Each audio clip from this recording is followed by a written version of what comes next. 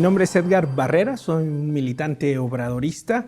También participo en dos colectivos, Humanizar Cuauhtémoc, que es uno, y el otro es Iskra.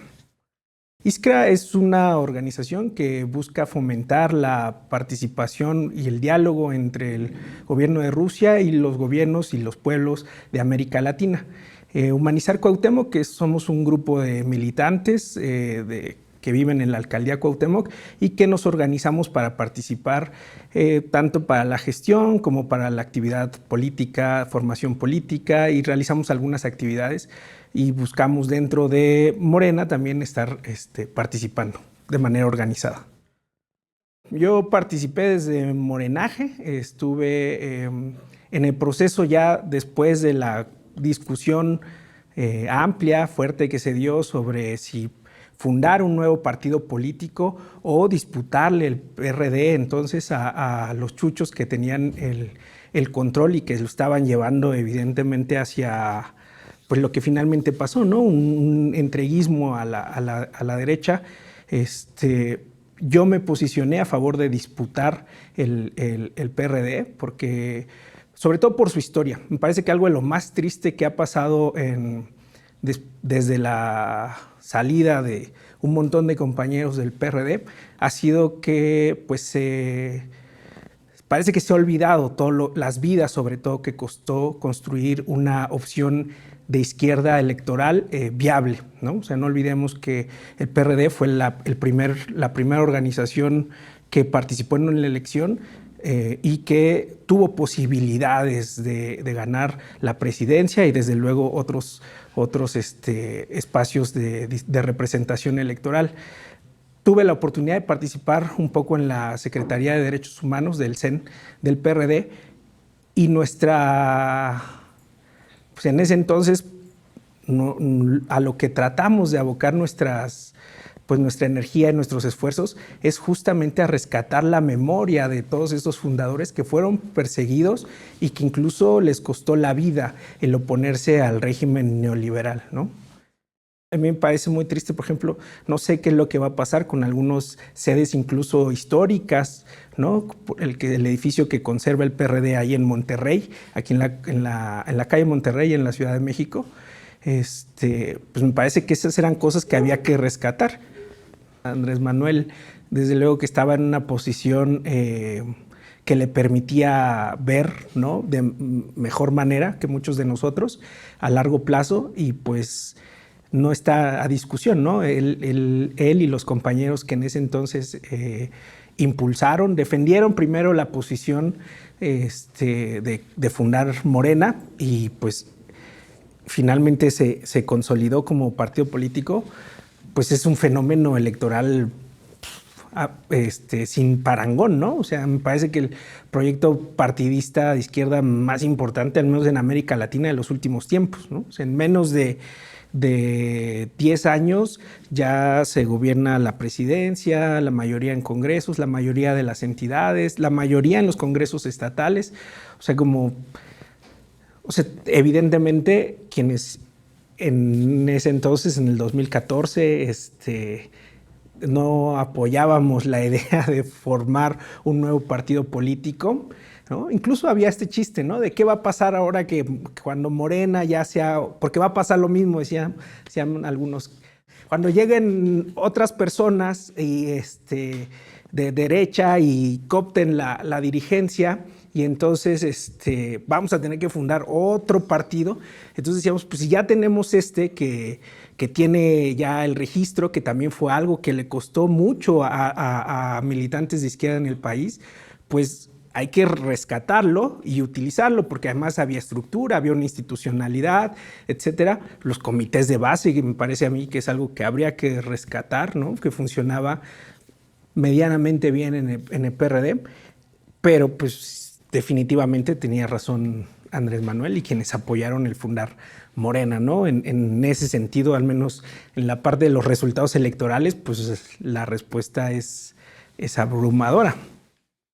Andrés Manuel es un fenómeno muy interesante, muy atrevida, pero algo que él decía es que no se va a dividir porque la izquierda no tiene ya espacio en el PRD, ¿no? O sea, quienes tenían ya el control absoluto del PRD, de todas sus presidencias, del control del dinero, de la estructura, etcétera, del control de la repartición de candidaturas, pues eran los chuchos, eran este grupo que finalmente terminaron siendo, pues no sé, los achichincles, una especie ahí de lavado de cara de los candidatos de la derecha en la última elección, antes de desaparecer. Y pues realmente la izquierda solamente tenía una opción, ¿no? Y pues fue una apuesta pues arriesgada. Andrés Manuel me parece que ya quedó pues en los anales de la historia, ¿no? Es un dirigente extraordinario, ha fijado, construyó un movimiento que tiene unos pilares muy sencillos, pero que también son muy fuertes, ¿no? Es decir, estos principios de no mentir, no robar y no traicionar al pueblo, puede ser algo muy sencillo, pero todo es tan sencillo por una parte que todos lo entendemos y todos podemos además decir si estamos a favor o en contra de eso, ¿no?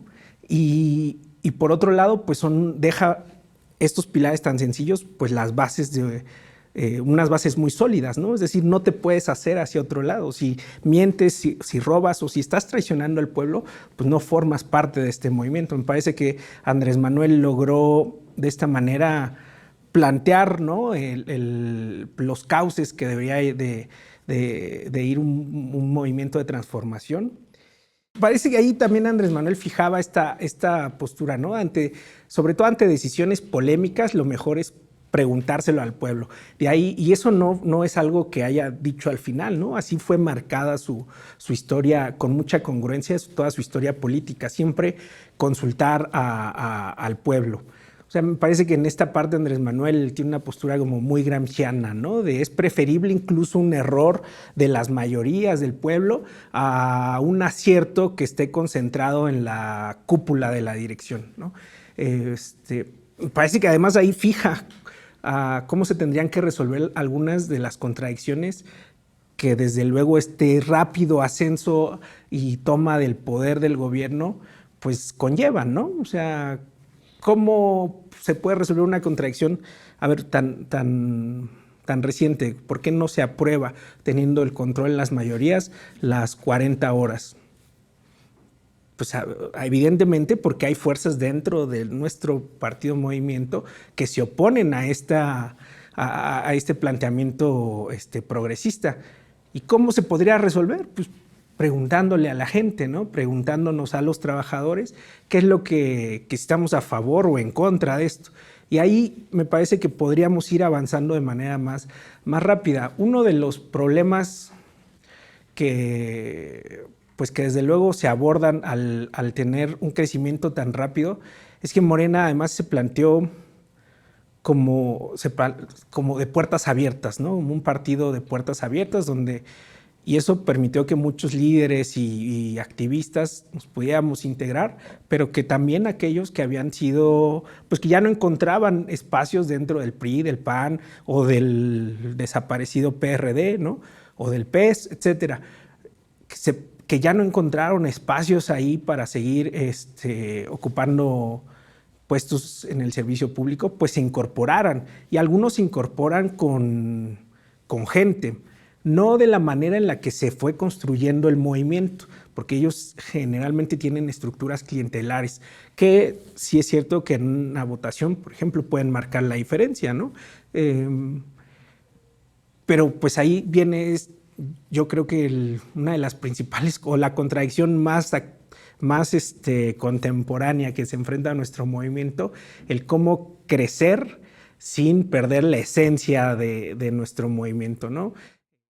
¿Cómo vamos a convivir con esto y cuál es nuestra tarea? Pues trabajar, redoblar esfuerzos y pues con la gente concientizar. Me parece que ese es uno de los ejemplos también más importantes del legado de Andrés Manuel, ¿no? Él recorrió el primer recorrido que hizo por todo el país, él lo cuenta, ¿no? En algunas reuniones, en algunos mítines, llegaban 20 personas, donde no gobernaba nuestro partido, ni el estado, ni el municipio, y a esas 20 personas el presidente, bueno, El entonces dirigente Andrés Manuel pues les hablaba, y a partir de ahí se pudo construir un movimiento que ahora aspira a tener 10 millones de militantes credencializados, ¿no? Entonces, no desistir, me parece, insistir en organizarnos, en convocar a que más personas militantes de base participemos y que no nos demos por vencidos, que no dejemos perder este instrumento tan importante que es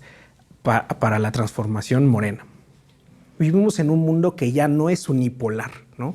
Hoy lo que vemos con Donald Trump es un cuate que está intentando por la fuerza, ¿no? Y a través de una narrativa muy violenta imponernos una realidad que no existe.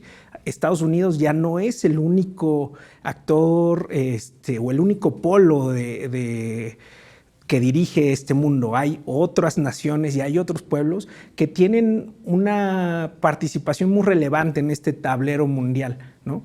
Como Rusia, como China, por ejemplo. Entonces, Iskra es esto, responde a esta necesidad de atender la realidad, ¿no? Y entonces existe un país que se llama Rusia, que tiene un papel importante en el mundo, que responde a un mundo multipolar, y entonces pues lo que queremos es tener comunicación con este país y con América Latina en particular. Nosotros hemos trabajado pues con compañeros en El Salvador, Argentina, Brasil, Ecuador, Colombia, y con todos ellos dijimos, bueno, es importante estar impulsando esta agenda de relación y de diálogo con Rusia, con China, con Brasil, no necesariamente desde el gobierno, también desde los pueblos, y ahí es como hemos ido participando nosotros. Estamos impulsando una agenda, por ejemplo, ahorita de conferencias, un ciclo de conferencias sobre el papel que juegan los BRICS en la economía mundial. Hemos participado en distintos foros, bueno, la presidenta de Iskra, en Rusia y en Brasil. Que participemos todos en este proceso de fortalecimiento de nuestro partido movimiento, sobre todo aquellos que están más a la izquierda incluso de lo que algunas decisiones que nuestra dirección plantea, para que podamos, unidos y organizados, pues hacer realidad este planteamiento de transformación de la vida pública y de la realidad de nuestro país.